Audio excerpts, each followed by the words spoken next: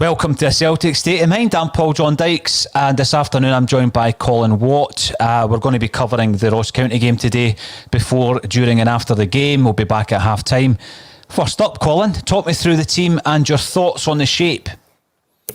So it's interesting, it looks for me, we were talking about this before we came on air, but for me it looks as if we went for a 3-5-2 today. We've got Julian, Beaton and Ayer at centre-half, Elhamed right wing-back, Laxalt left wing-back, Rogic, Brown, Christie in the middle with Eddie and Ayeti up front. So obviously some changes in there from Thursday night. One big surprise though, and he's not even on the bench, is Frimpong. What's happening there? I know he's been... he's kind of had some rough treatment over the last few games. Maybe he's been rested. Has he been dropped? Is he injured? I'd like to find out a bit more about that after the game today. Barkas obviously coming back in after Beirnes shipped the 4 goals at the weekend. Actually, I'm just seeing in the comments Frimpong could be suspended. That would be right from the League Cup final last year. So that makes sense.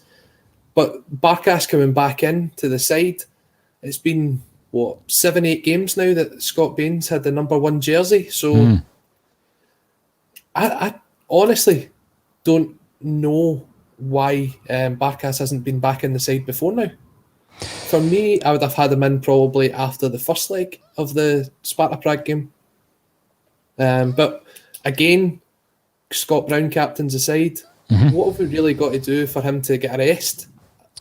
I think there's definitely some players that are not even on the bench that I'd have thought would have been considered for today's game. But once again, we go with Brown. It's a strange one.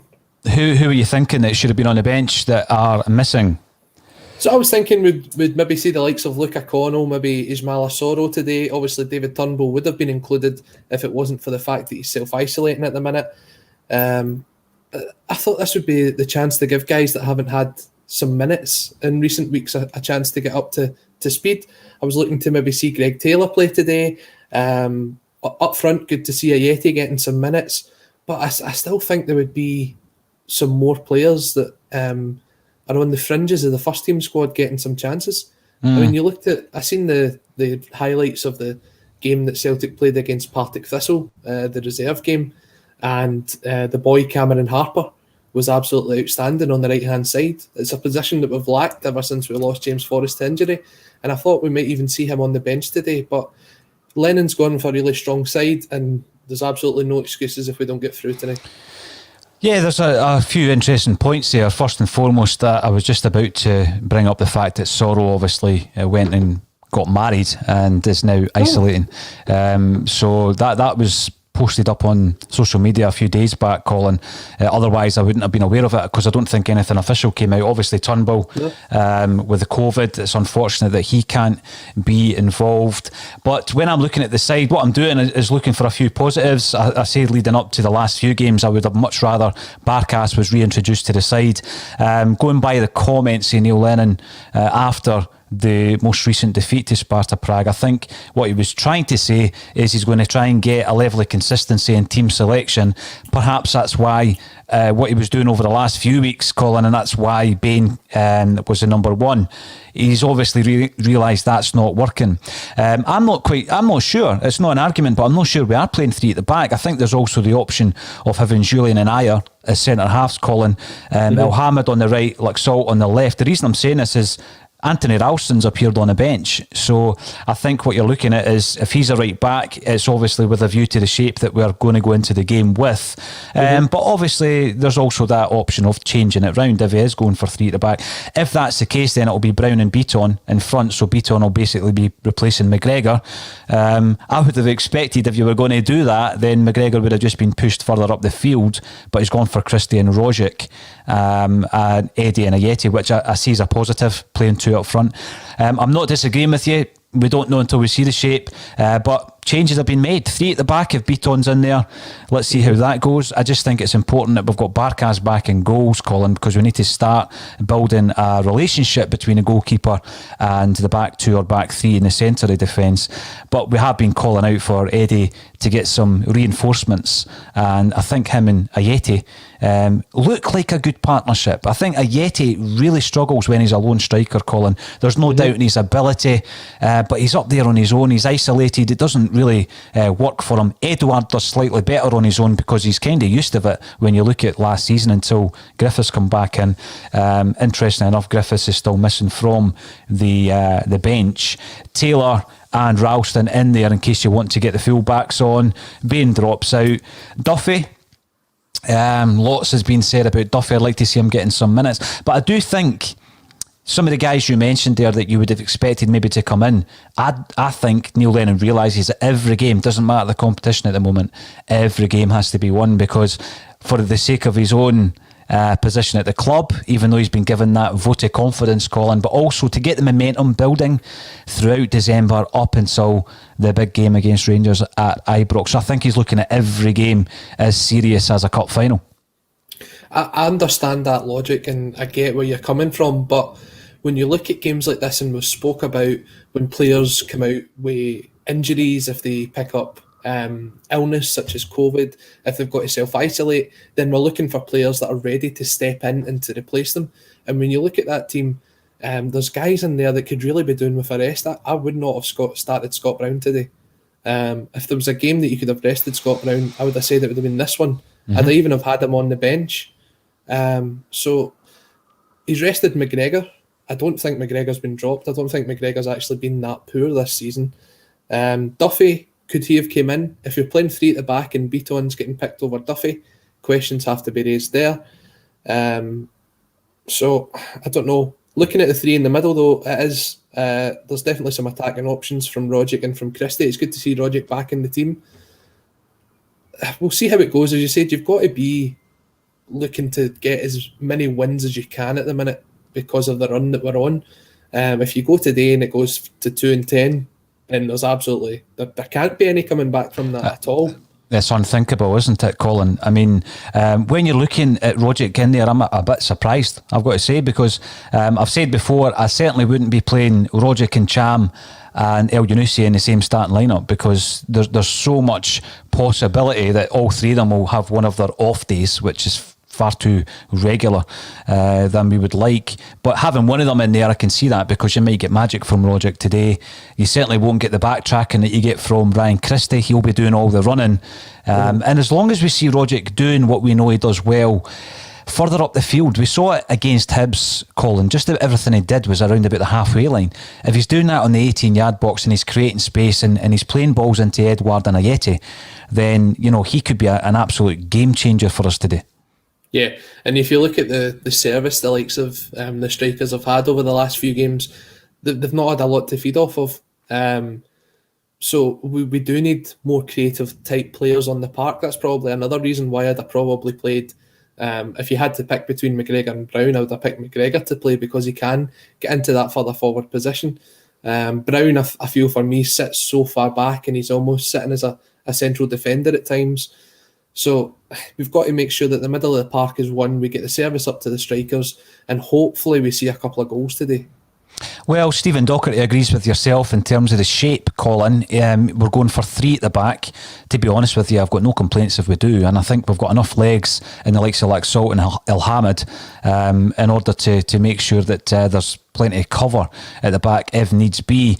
The Brown question has been raised quite a few times in the comments. I'll come to some of those. What is the situation, do you think, with Brown? Is Neil Lennon basically saying, well, I need all the backup I can get, he's my captain, we've been through this before, and it would be too much of a change if you were to drop your captain at this stage? It does feel as though it could be looked at as it's another failure if you were to drop your captain. But you've got to be clever. You've got to look at the games that's coming up. You've got to look at the situations that you've got yourself into. And Thursday night we go away to AC Milan. Now, is any of these players, like, is anyone not going to play against AC Milan? Potentially Beaton would drop out and you take another midfielder in. So you've got them playing another 2 games in 5 days. It's a lot of football going on at the minute. So although it is so important to get the points and to get the victories and the trophies, squad management is key. I don't know if you managed to see the interview with Jurgen Klopp yesterday on BT Sport. When he was talking about having the 5 subs and utilising the squad. He doesn't have the 5 subs down there. They've went back to 3. But he said with the 5 subs, he's able to rest players. He's able to keep his squad fit.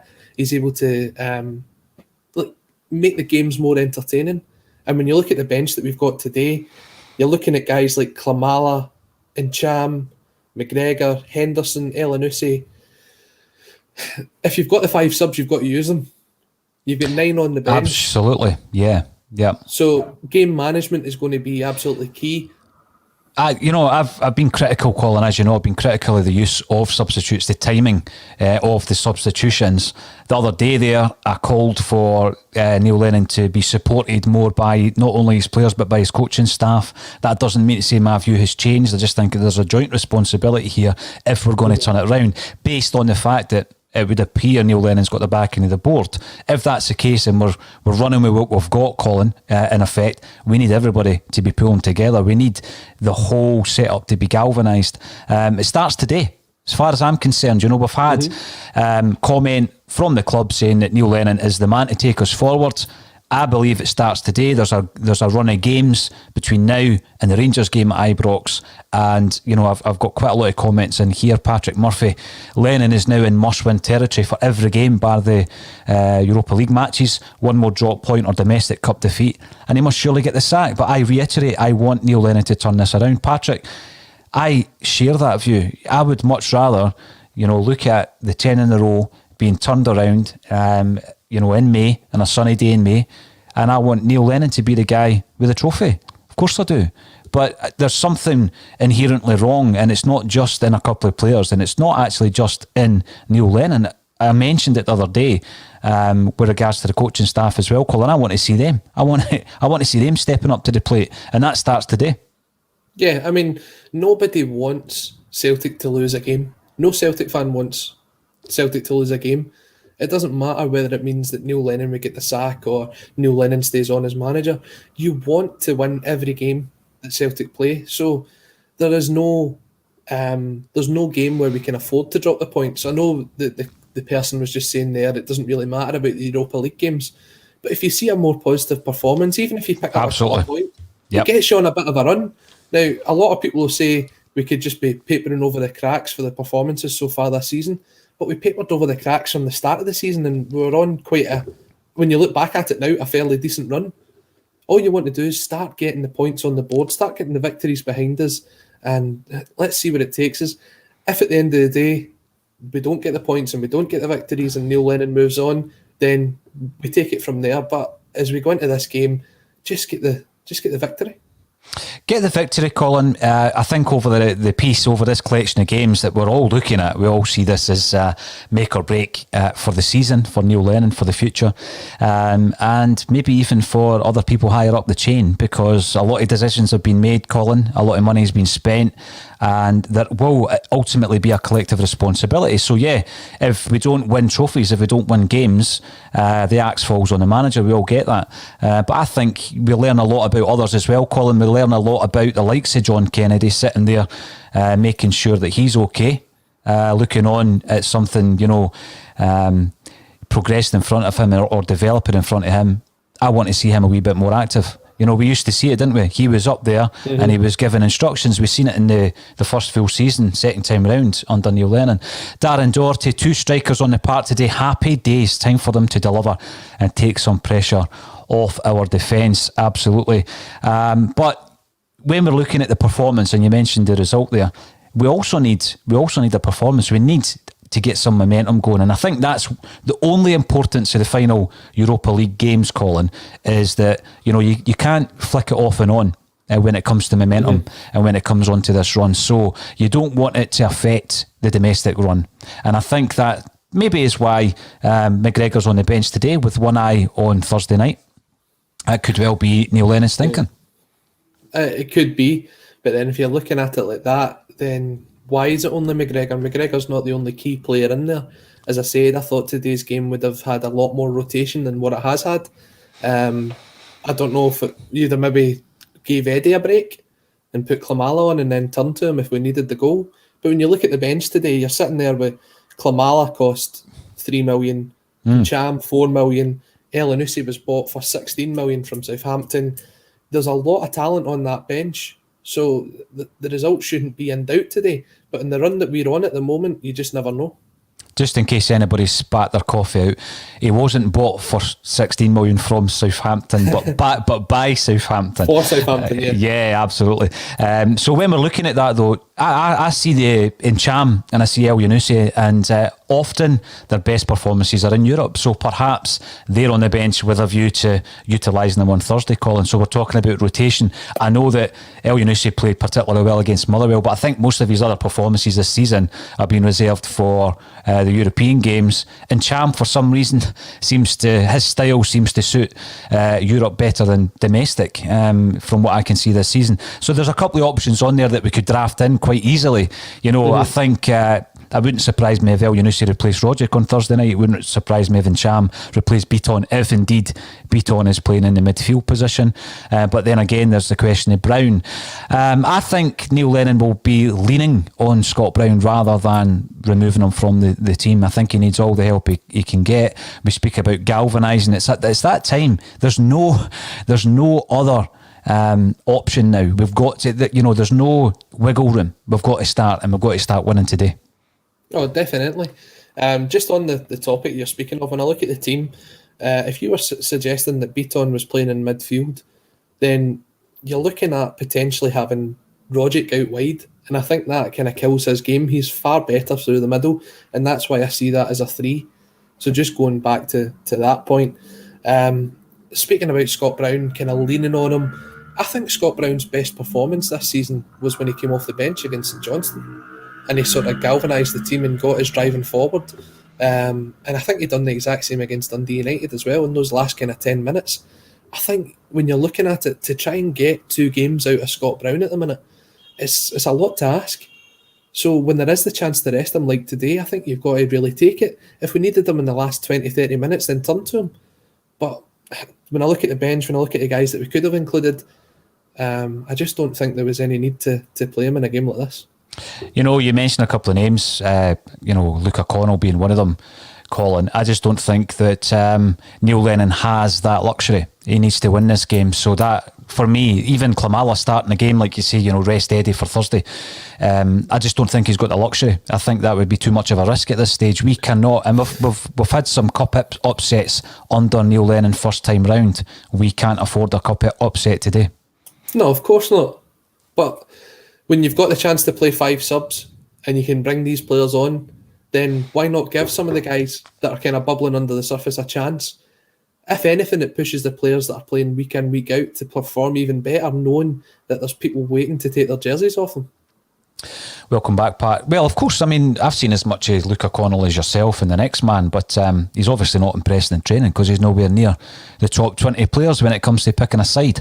Pat, welcome back. You're commenting on YouTube. Just be positive. It's a strong team. Sick of the negative comments. Come on, you boys in green. It is a strong side. It certainly is a strong side, and we need this thing to turn round, Colin. We keep saying it. I feel like I'm repeating myself. The time comes where there's no more room for the odd defeat and dropping points here and there. We just can't do that now. Comment coming in from Daniel Cummings, and it's a comment we've actually spoken about time and time again on a Celtic State of Mind. Is Griff finished at Celtic? We've been told he's got an injury again, Colin. He's been in and out of the side. He's started very few games. Always good for a goal. I think he did really well when he came on against Hibs. But since then, he's been back out. Does it concern you that he's out of the side once again? What concerns me is the amount of injuries he seems to be picking up, if we believe that he is actually injured, because there was a time, I think was it last season, when we were told that he was injured for quite a sustained period of time, and it didn't come across that was the case. Hopefully this is just a couple of games, because I feel he is starting to get back to his best. He's back in amongst the Scottish national side as well. He's going to be fighting for a jersey at the Euros.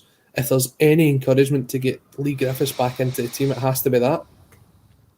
Now, IH Decorating, who has been commenting quite regularly on the broadcast, so welcome in to IH Decorating, who says the Duffy deal needs to be terminated if he can't get in a back 3 and a home Betfred Cup tie instead of Beaton. What is the situation there? We might be under the cosh when it comes to that contract. We might be forced to keep him. Is there ever a get-out clause if he performs so badly? Not normally, is there? I don't think so. And I also think that Duffy's got the ability to turn it round. I think he's taking the time now. We've seen it took Barkas 8 games to get back into the side. Yeah. I thought when Duffy came on the other day, he wasn't terrible. I think if he'll get another chance today, could have been a game to throw him in, though, definitely. But we don't see what's going on in training. Good question from Chris Strachan. Why are you not giving Turnbull a game? Well, today it's down to COVID, but up until now it's certainly a question I've been asking Colin, because I think when you're talking about bringing guys into the team, giving them games, I would much rather give those games to the likes of Turnbull when he's able after his illness. Even in Cham, these types of players for me, I think are less of a risk than some of the, guys like Sorrow when he's available, Connell, Dembele's been mentioned. He seems right out the picture at the moment, but I would much rather go to the guys who are just out the first 11 and give them more game time. No, definitely. Unfortunately, he can't play today, but I would have definitely went with Turnbull. I like what I've seen of him so far. I was looking at some stats that came out the other day, and it showed that he's right up there in terms of key passes played this season. And for the little amount of minutes that he's played, to be so influential in the minutes that he has played, that makes you want to see more of him. And hopefully once he's back from his illness, he'll get in and about the squad and he'll be given some chances, especially with a lot of home games coming up. Now, Paul Cockwell, who we all know is a Hibby, comes on the stream from time to time. Welcome in, Paul. Alaba. Now, we were talking about the Hearts game, the quadruple treble. We've got a big weekend that weekend, Colin, because we're going to do 24 hours live from a Celtic State of Mind. I'm announcing, basically it's a coming together of Celtic podcasts in a big, big way, and each podcast will do what they do. Now, they could have special guests in, they could have basically just the three guys that run the podcast in. We've got some great names in terms of the world of Celtic media, but there's a coming together so that we can raise funds for the most vulnerable around about that time of the year. And of course it's all built around the Scottish Cup final, which is carried on from last year. And I've been looking at Hearts, that's Dunfermline and now Alloa, who have taken Hearts' scalp. Are you fearful in any way, shape or form for the Scottish Cup final? Let's be honest, Paul, they're going to raise their game. There's no doubting that they're going to raise their game, and they actually have a fairly decent side. Coming up shortly on the channel, you'll see an interview that I had with Hearts legend Gary Locke, and we had the chance to speak about some of the players that's in that side this season. You look at Craig Gordon, and he's got himself back into the national side. Liam Boyce up front, another international striker. They've definitely got some talent in there, but they seem to be on a bad run as well at the minute. But when it comes to the cup final, 90 minutes, anything can happen. But when you look at the squad that Celtic's got, you'd expect them to get the victory.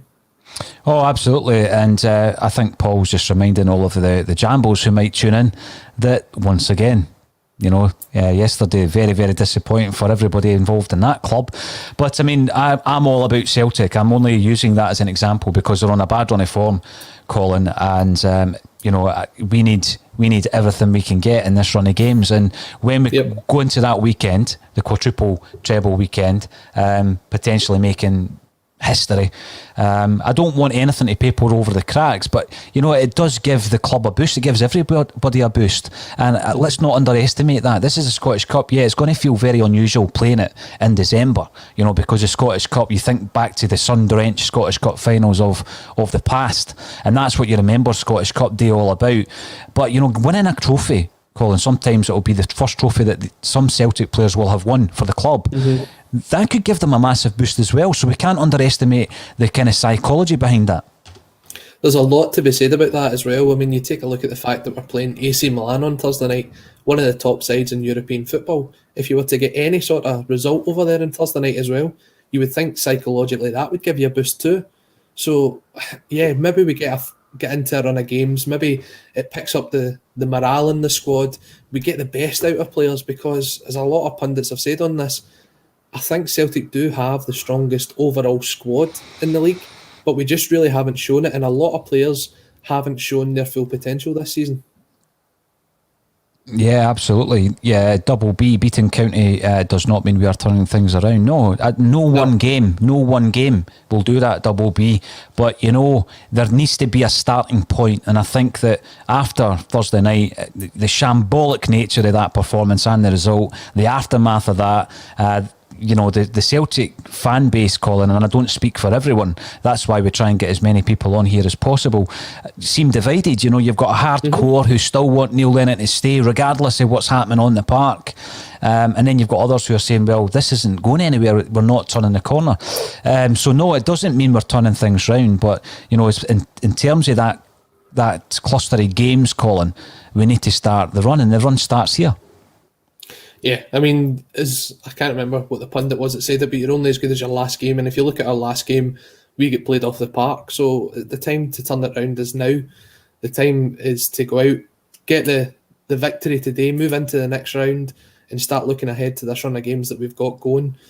I think it's very clear that the board is going to take something which we think is completely impossible for Celtic to happen, for Lennon to be removed. The board's going to give him as long as they're going to give him. We can't really keep going on and on about that. We just need to keep hoping that Celtic start getting the victories and start going on this run. And a lot of people in the comments asking where the game's on today. It's on Premier Sports. And if you're a season ticket holder, I believe you're getting the Premier Sports web player free this weekend. Brilliant. Now, Colin, the question of Chrissy being fit. Well, we've obviously got two Chrissies in the centre of defence, but I think you mean Julien, because I asked the question myself, Chris, after Thursday night. I think he started off brilliantly. He was winning headers, Colin. You're thinking, wow, he's doing all the basics, things that we've not been doing right. But nearer the end of the game, maybe the last half hour, we've seen the Chris Julien that we've seen against Livingston when Lyndon Dykes got in about him, and he started this he's got a habit of getting involved off the ball with strikers who are maybe getting the better of him, and he did that with Ulish, didn't he, for the last 20-30 minutes of the game. Julien needs to keep his concentration. But Julien was playing his first game in 3 months, his first 90 minutes. It's hard for a lot of players that haven't been playing for that period of time to come in and give a 90-minute performance. You would have been hoping that he would have maybe got 60, 75 minutes out of him, especially just being thrown in there. There was no 10-minute appearance here, 15-minute appearance there, just to get himself up to match speed. And you were right, he came out and he started playing really, really well. But as the game went on, you could see that rustiness was starting to come back to him. It's another 90 minutes probably in the legs today.